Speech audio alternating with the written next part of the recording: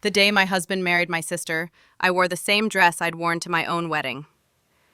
I didn't plan it that way. In fact, I didn't plan any of it.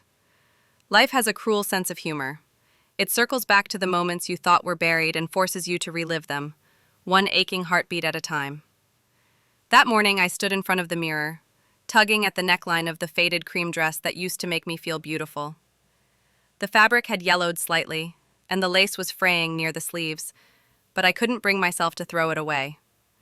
It was a relic of a different woman, the version of me who believed in vows, in forever, in the softness of I do. If someone had told me then that the man who slipped that ring onto my trembling hand would one day place another on my sister's finger, I would have laughed. Or maybe I would have wept. But I'm getting ahead of myself. Let me start from the beginning, before the phone calls, before the secrets, before the quiet breaking of everything I thought was real. Normal life/setup. My name is Mara. I'm 41 years old, a school counselor by trade, and a woman who used to believe that kindness could fix almost anything. My husband Daniel and I had been married for 12 years. We lived in a modest house on the outskirts of town, white siding, creaky floors, and a garden I was forever promising to tend to. We weren't perfect, but we were comfortable. We had a rhythm: Sunday pancakes, midweek takeout, quiet evenings with Daniel reading on the couch while I scrolled through photos of my sister Lena on my phone. She lived 3 hours away then, younger, wilder, beautiful in the way that makes people stop talking when she walks into a room. Lena and I had always been opposites. I was the cautious one, the listener, the one who saved her money and ironed her dresses. Lena was spontaneous. She dated men who made promises they never kept, jumped jobs every few months, and called me when the world felt too heavy. When she called that summer, her voice was trembling. "Mara," she whispered, "he left me." I could almost see her then, sitting cross-legged on her apartment floor, mascara running down her cheeks, the sound of her sobbing echoing through the phone. My heart clenched. She'd been dating a man named Chris, charming, selfish, and utterly wrong for her. I had warned her, gently, as sisters do, but love has a way of making us deaf to reason. "Come home," I said, "just for a little while." And that's how it began, the unraveling of everything. When Lena arrived 2 days later, she looked smaller somehow. Her eyes were red, her hair in a messy bun.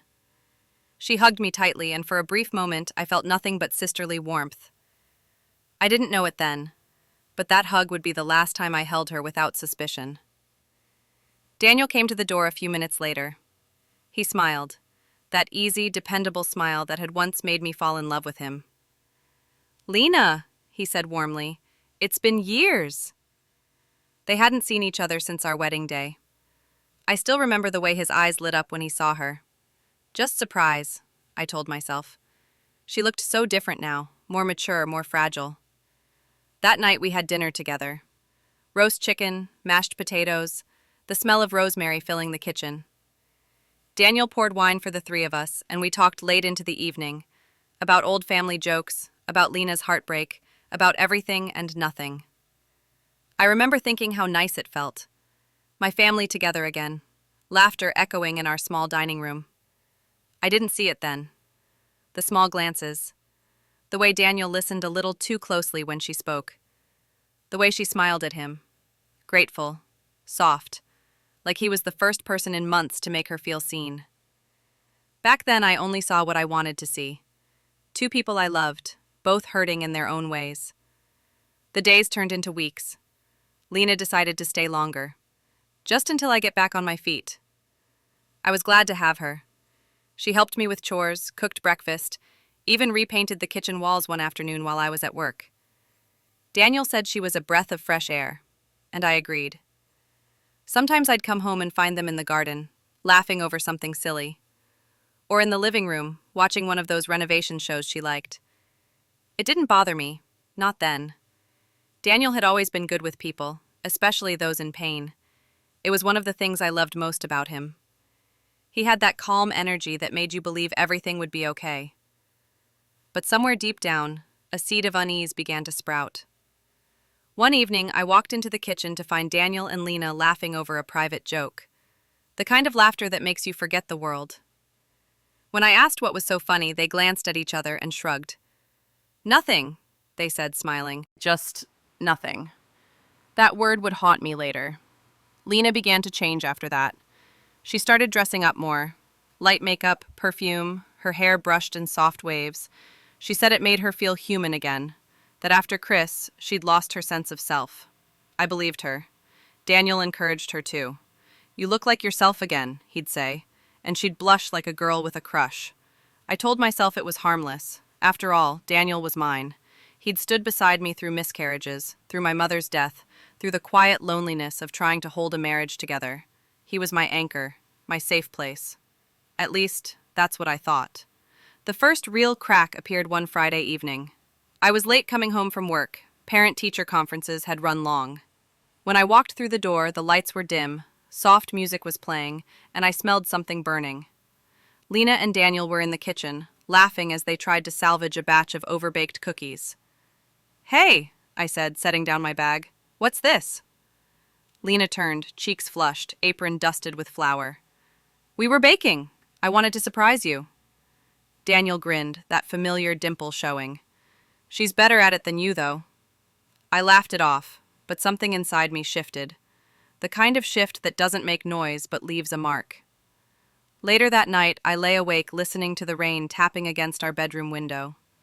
Daniel was already asleep beside me, breathing evenly. I turned to look at him. His face softened by the shadows, that tiny scar near his chin from shaving too quickly. I thought about how easily I trusted him, how I'd built my life on that trust. Down the hall, Lena's door creaked softly. I heard footsteps. Hers, I assumed, heading to the kitchen for water. And for some reason, that small sound made my chest tighten. It was nothing. Just my imagination. That's what I told myself. Nothing. For the next few weeks, life went on much the same. I'd wake up to the smell of coffee, Lena humming softly in the kitchen, Daniel reading the news at the table. It looked like harmony from the outside, a picture of family warmth. But there was a stillness under it, a quiet current that only I seemed to feel. One morning, as I left for work, I noticed something small but strange. Daniel's cologne, the one he'd worn for years, sat untouched on the bathroom counter. Instead, there was a new bottle, unfamiliar. It wasn't his birthday, and Daniel wasn't the type to splurge on himself. I asked about it casually. "Oh, that?" he said, glancing at the bottle. "Lena picked it up for me last week, said the old one was too strong." He laughed it off, and I did too. But as I drove to work, I couldn't stop thinking about it. Lena picked it up for me. It was such a small thing, yet intimate in a way that stung. My sister buying my husband's cologne. My husband letting her. Still, I told myself I was being silly, paranoid. Lena had always been affectionate, always eager to help. But once you start noticing cracks, you can't unsee them. It was the little things first. The way Daniel's phone would buzz late at night and he'd glance at it before turning it face down. The way Lena's laughter would suddenly stop when I walked into a room. Or how I'd find 2 coffee mugs on the porch in the morning, still warm though I hadn't been out there. One evening after dinner, Lena announced she was thinking of moving out. "I found a small place across town," she said, avoiding my eyes. "You two have been amazing, but I think it's time I get back on my feet." I felt relief, and guilt for feeling it. "That's wonderful," I said, smiling. "I'm proud of you." But Daniel looked disappointed. "So soon?" he asked. "You sure you're ready?" Lena smiled softly. "Yeah, I think so." That night, I heard them talking in the kitchen long after I'd gone to bed. Their voices were low, almost whispering. I couldn't make out the words, just the tone, tender, intimate, the kind of tone that doesn't belong between a brother-in-law and a sister. When I came down for water, the voices stopped. Lena's chair scraped, and Daniel quickly busied himself at the sink. "We were just talking about her lease," he said. "Sure," I replied, my throat dry. The next morning, Daniel left early for a meeting. I was cleaning the guest room when I noticed Lena's phone buzzing on the nightstand. The screen lit up with a message. "Daniel, I'll miss you today." I froze. My mind scrambled for explanations. Maybe it was an old text. Maybe it was about something innocent. But my body knew before my mind did, that deep, nauseating knowing that something sacred had been broken. I shouldn't have, but I opened the thread. There it was. Weeks of messages. Flirty, personal, secret. Daniel, you looked beautiful last night. Lena, don't say that. Daniel, I mean it. Mara doesn't notice me like that anymore. Lena, don't make me feel guilty. Daniel, then don't look at me that way. My hands shook. I dropped the phone. It hit the carpet with a soft thud that somehow sounded like thunder. In that moment, my world, 12 years of shared breakfasts, whispered dreams, late-night comfort, collapsed quietly, like a house sinking into sand. I didn't confront them that day. I couldn't. My heart was racing, my mind split between disbelief and dread. I needed proof, something undeniable. So I waited. A few days later, Lena said she was going to stay at her new apartment for the weekend. She hugged me tightly before leaving. Daniel said he had to visit a client out of town. Both gone, same weekend. It was too neat, too rehearsed. That Sunday evening, I couldn't sit still. The house felt too quiet. Every clock tick sounded like an accusation. I opened my laptop and went to our shared account, the one Daniel and I used for travel expenses. I wasn't even sure what I was looking for. Then I saw it. 2 tickets, same destination, same hotel, Lena Blake and Daniel Harris. I remember reading those names over and over, my vision blurring. He hadn't even tried to hide it. When they came home 2 days later, they looked calm, almost happy. Lena hugged me in the doorway. It was nice to get away, she said. Daniel kissed my forehead as if everything was normal. You okay? He asked. I nodded. I'm fine. But something in me was already gone. That night, while he showered, I sat at the kitchen table staring at the travel receipt I'd printed. The paper trembled in my hand. When he came out, towel around his waist, I held it up. Did you have a nice trip? I asked. He froze. For a long moment, he said nothing. Just stared at me, eyes darting, lips parting like he wanted to explain, to lie, to beg. Mara, he began. Don't, I said softly. Just don't. I didn't shout. I didn't cry. I simply folded the paper and placed it in front of him. You and my sister? I asked quietly. How long? He rubbed his face, sighing. It just happened. Those words, it just happened, burned like acid. 12 years, Daniel, and it just happened? He didn't look at me. You've been distant, Mara. After your mom died, after everything. I didn't mean to, but she was there. She understood. That's how he justified it. Betrayal dressed up as loneliness. I didn't say another word. I just turned and walked out of the room. In the hallway mirror, I caught a glimpse of myself. Pale, tired, hollow-eyed. That was the moment I knew. My marriage had ended long before I found those messages. The next morning, Lena was gone. She'd left a note on the counter. I'm sorry. Please don't hate me. But she didn't say she was done with him. I knew it wasn't over. Not yet. The days after Lena left were silent in a way that made my skin itch. Daniel still slept on his side of the bed, still brewed coffee in the morning, still acted like we were a normal married couple. But the air between us was thick with unspoken truth. I didn't bring it up again. Neither did he. We danced around each other like strangers sharing a rented space. Every night I'd lie awake listening for his breathing, waiting for the moment I'd stop caring. But that moment never came, because betrayal doesn't kill love right away. It rots it slowly, one memory at a time. A week later, I got a message from my cousin, Jenna. She worked at a small boutique in the next town. Jenna, hey Mara, saw your sister today. She was shopping for a white dress. Looked fancy, like bridal fancy. I stared at my phone, my heart thudding so hard it hurt. White dress. It couldn't be.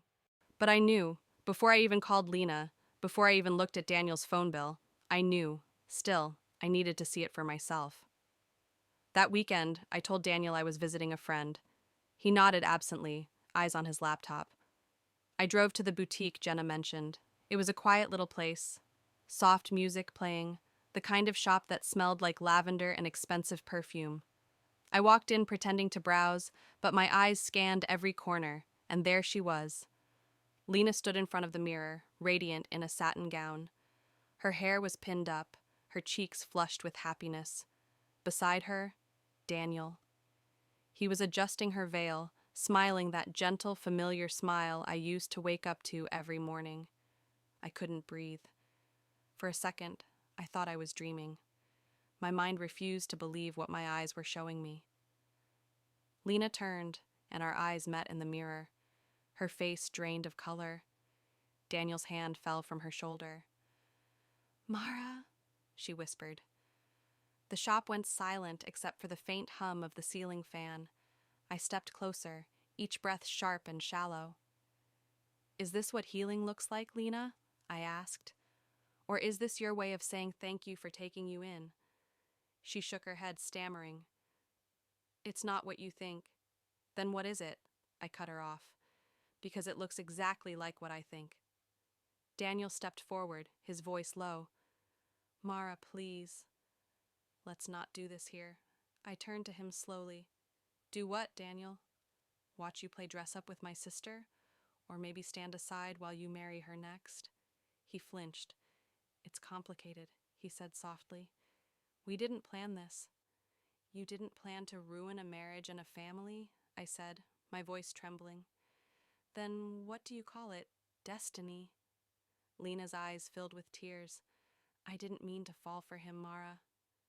"You have to believe me," I laughed, a hollow, bitter sound that didn't even feel like it came from me. "I believed you my whole life. That's the problem." For a moment, no one moved. The air between us was heavy with shame and pity, and every unspoken thing that could never be undone. I turned and walked out, the little bell above the door jingling behind me. Outside, the sky had turned gray. The wind carried the faint smell of rain and something burning, maybe rubber, maybe my own anger. I drove home in silence. That night, Daniel didn't come back. His toothbrush was gone by morning. A week later, a small white envelope appeared in the mail. Inside was a legal document. Marriage certificate, Daniel Harris and Lena Blake. The date on it was 2 days ago. They hadn't just run away together. They'd married, legally, secretly, while I was still his wife in every way that mattered to me. I don't remember sitting down, but suddenly I was on the kitchen floor, the paper crumpled in my hands. The room spun. My breathing came in short gasps. I thought about calling someone, Jenna maybe. But what could I say? My husband married my sister? It sounded like something out of a cruel joke. The next few weeks blurred together. I went to work, counseled other people through their heartbreaks, smiled when needed, nodded when spoken to. Inside, I was hollow.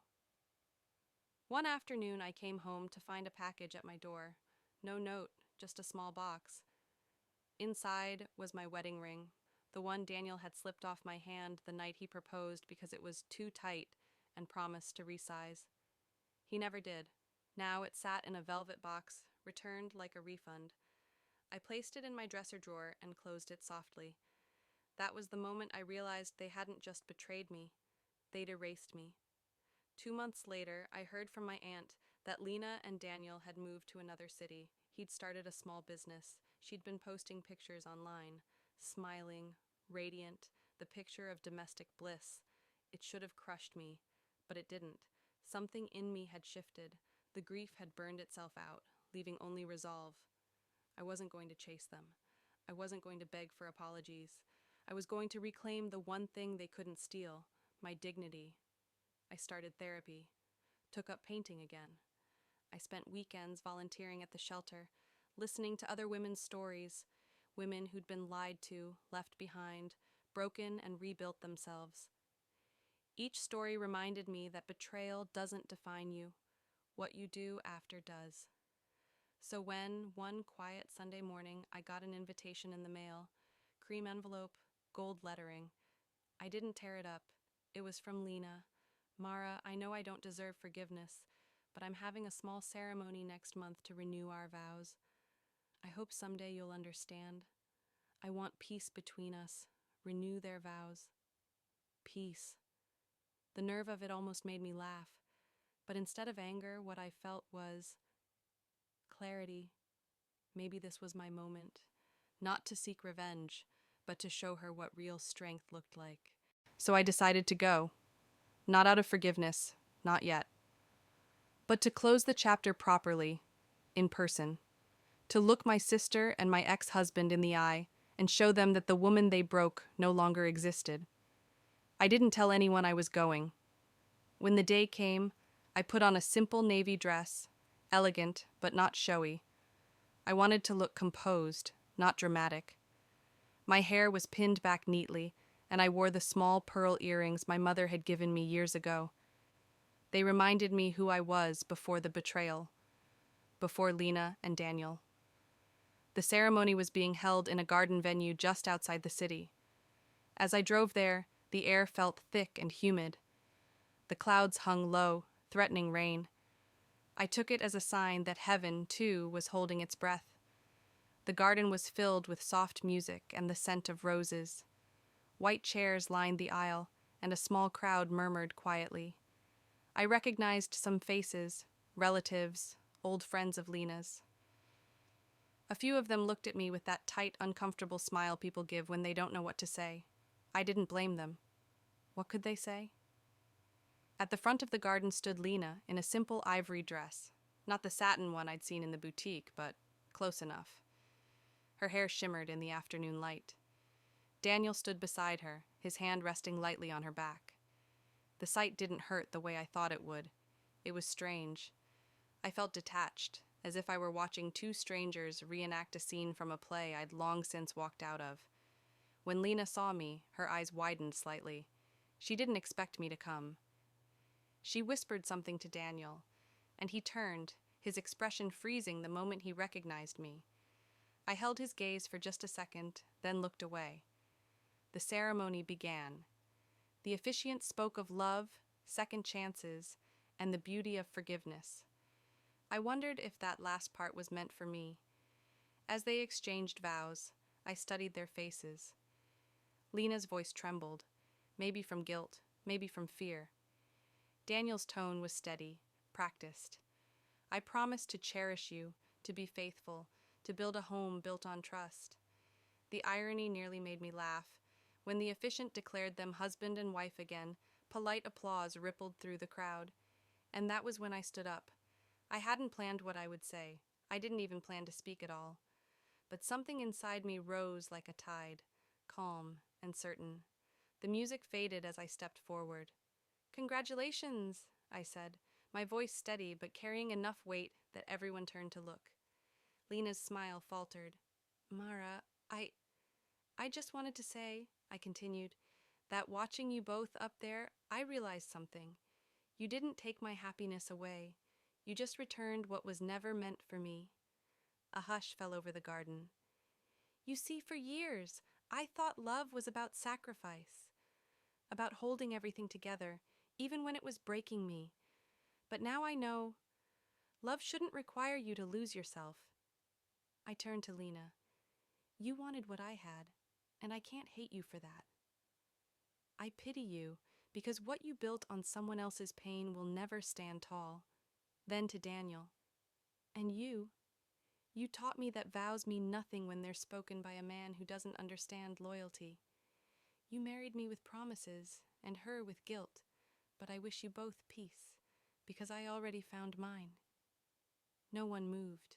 The only sound was the distant rustle of leaves. I smiled softly, nodded once, and walked away. As I reached the gate, I felt the first drops of rain fall on my shoulders, gentle, cool, cleansing. Behind me, voices murmured, confused, uneasy, curious. I didn't care. For the first time in a long while, I wasn't walking away from something. I was walking toward myself.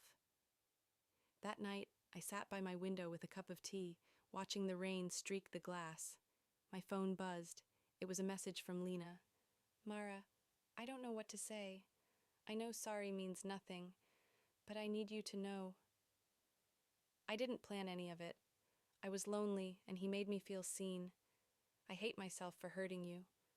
I read it twice, then set the phone down. I didn't reply. Not out of cruelty, but because some apologies don't need answers. Silence, sometimes, is the most dignified closure. Weeks passed.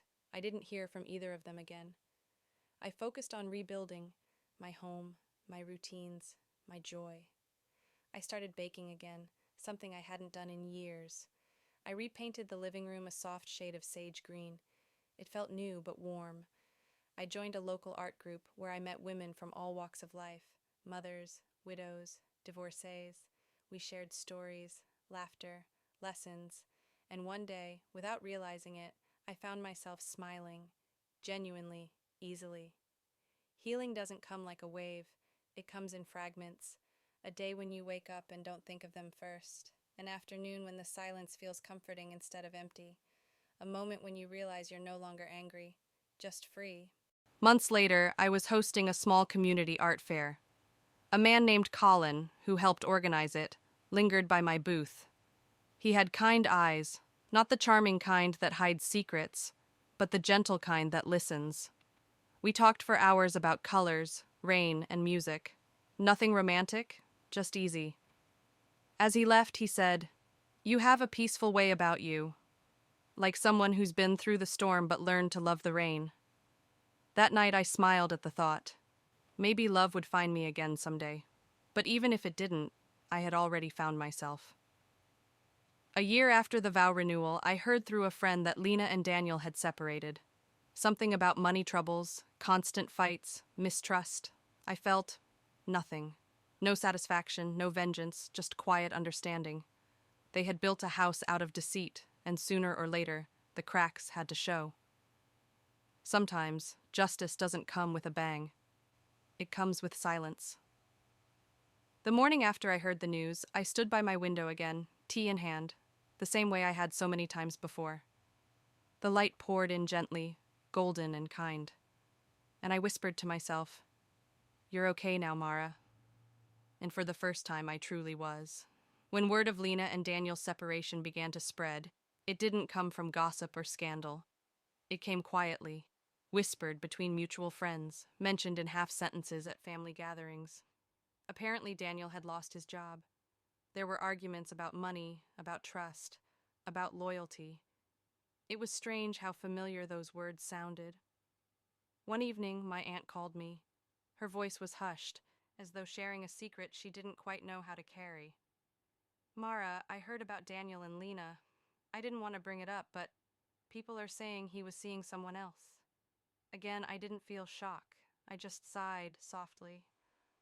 "I hope she finds peace," I said. My aunt paused. "You're not angry?" "No," I answered, looking out the window at the setting sun.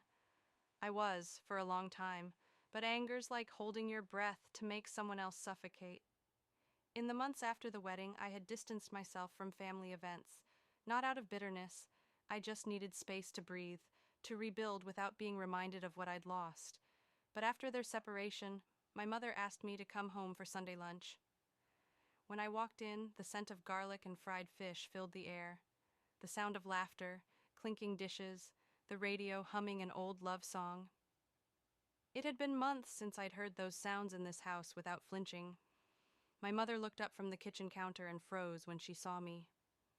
"Mara," she said, eyes glistening, "I wasn't sure you'd come." "I wasn't sure either," I said, smiling faintly. She pulled me into a hug, the kind that says you're still mine, no matter what happened. Over lunch, the conversation tiptoed around the obvious. My uncle talked about work, my cousins about their kids. The laughter felt careful, like everyone was afraid to drop something fragile. But eventually, my mother spoke softly. "Lena called me." The table went still. "She said she's been trying to reach you." "She's not doing well, Mara." I looked down at my plate, the steam rising from the rice, the soft clatter of utensils. "I know," I said, "but I can't be the one to save her this time." My mother nodded slowly, her eyes full of both sorrow and respect. I understand. You've done enough. Later that evening, as I was leaving, she handed me a folded letter. She asked me to give this to you, she said quietly.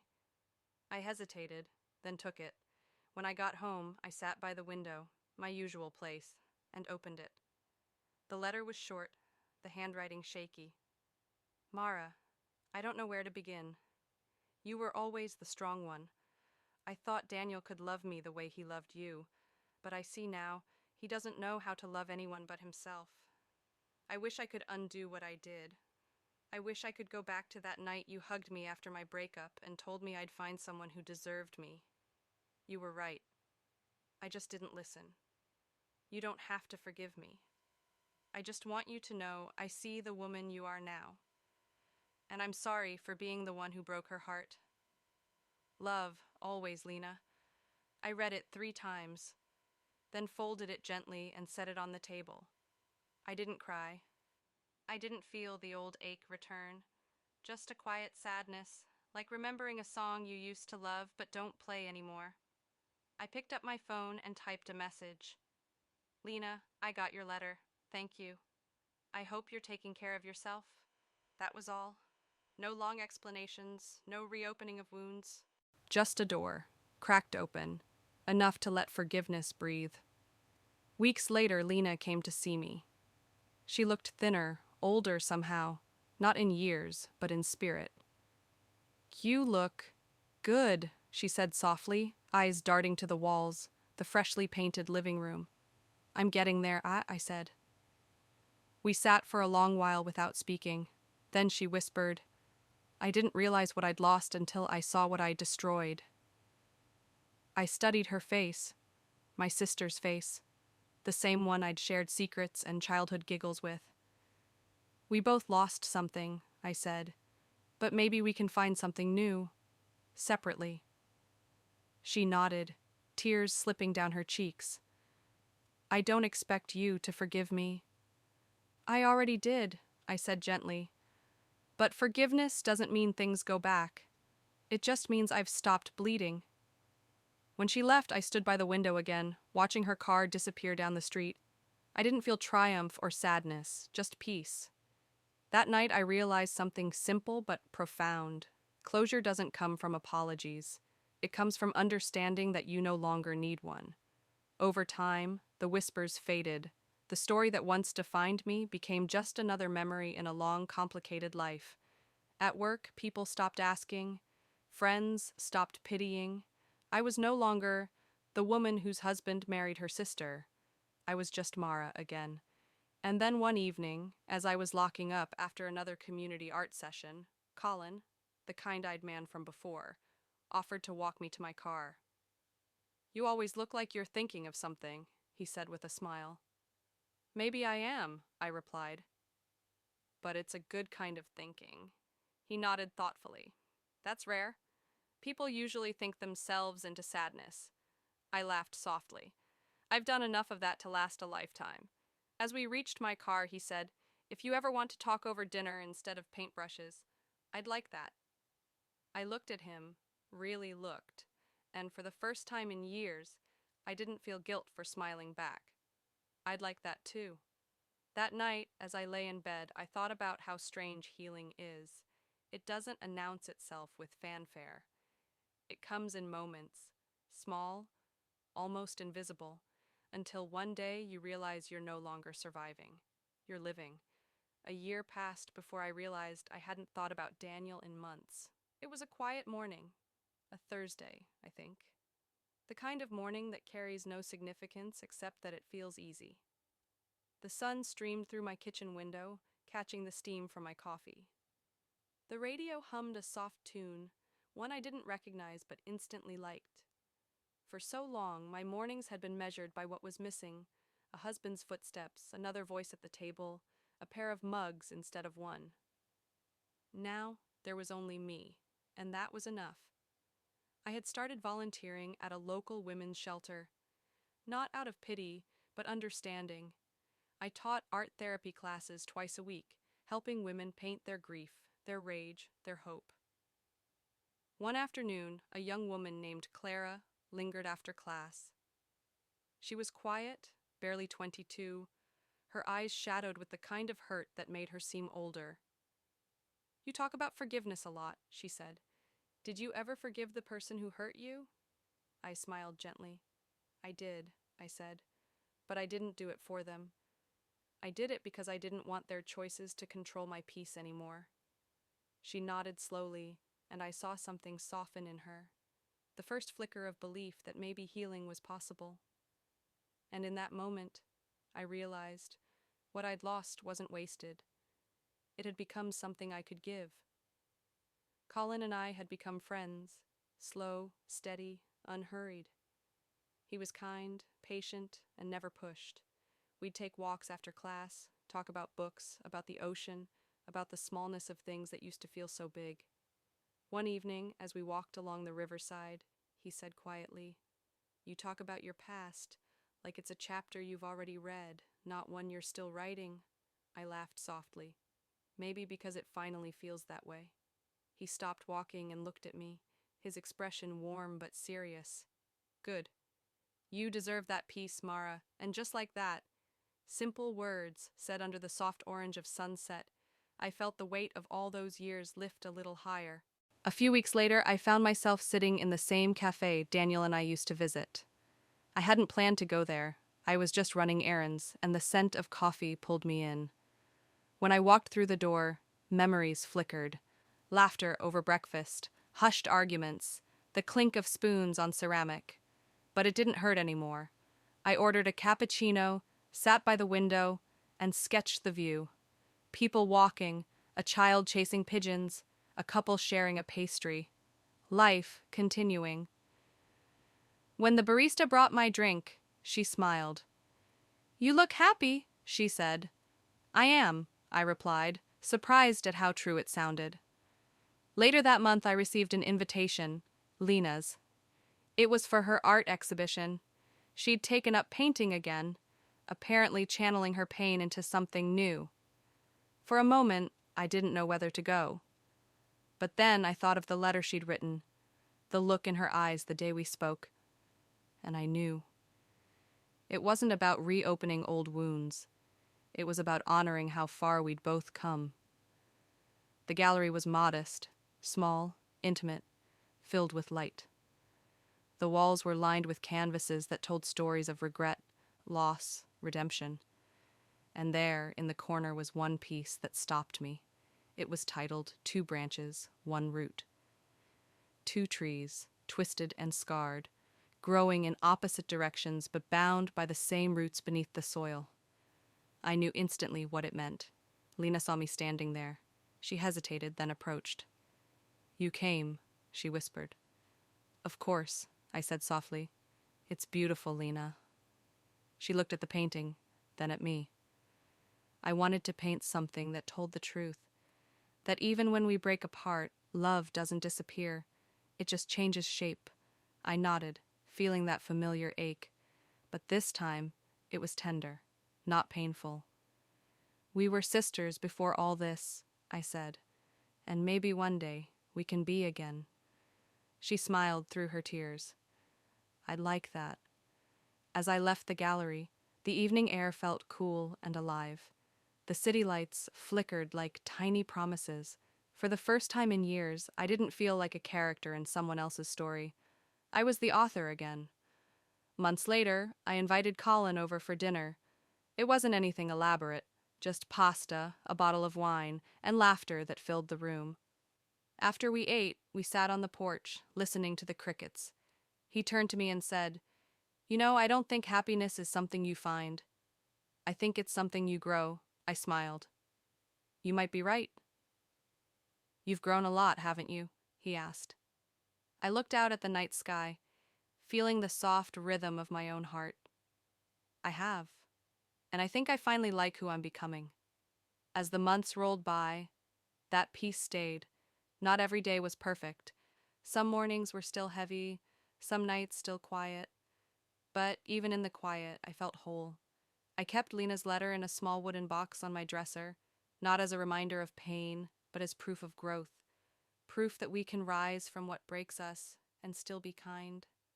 Sometimes I'd catch myself thinking about the woman I used to be, the one who begged to be loved, who thought endurance was the same as strength. I wish I could tell her, you don't have to shrink to be chosen, that the right love, from others and from yourself, doesn't need you to disappear. Now, when I wake up, I no longer count what I lost. I count what I've gained: peace, clarity, freedom, and a heart that still believes in love, just the kind that begins within. The past didn't define me anymore, it refined me, and that, I realized, was its own kind of redemption. You know, when I look back at everything that happened, the lies, the heartbreak, the silence, I don't see it as a story of betrayal anymore. I see it as a story of awakening. Because sometimes the people who break us the most aren't villains. They're mirrors.